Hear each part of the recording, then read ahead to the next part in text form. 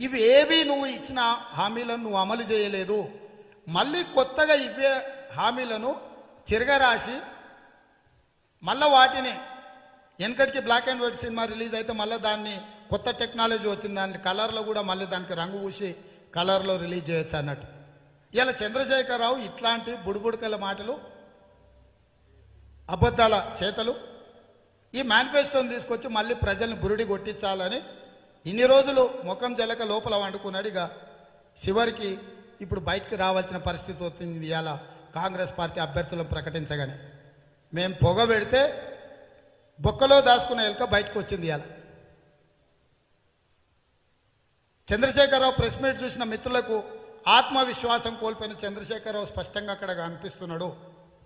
రాబోయే ఎన్నికలలో ఓటమిని అంగీకరించిన చంద్రశేఖరరావు గారు మీకు అక్కడ కనిపిస్తున్నాడు.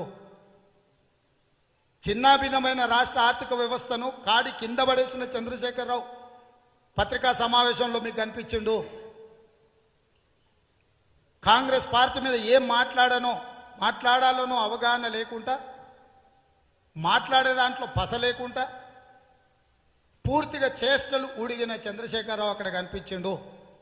అందుకే నేను ఒక మాట చెప్పదలుచుకున్నా. చంద్రశేఖరరావుకు ఎక్స్పైరీ డేట్ అయిపోయింది.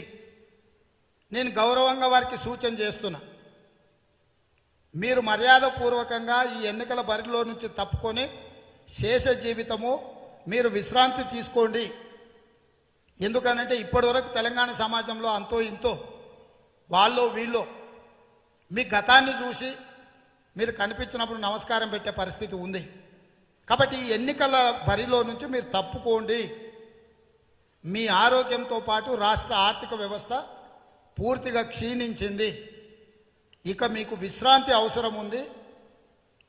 మీరు 17 తారీఖు నాడు అక్కడికి వచ్చి మీరు ఒట్టేసి మీ పార్టీ శ్రేణులకు మీ బిల్లా రంగాకు ఆదేశాలు ఇచ్చి మీరు మీ ఫామ్ హౌస్లో మిగతా చేసే జీవితాన్ని విశ్రాంతి తీసుకోవాల్సిందిగా చంద్రశేఖరరావు గారికి సూచన చేస్తున్నా.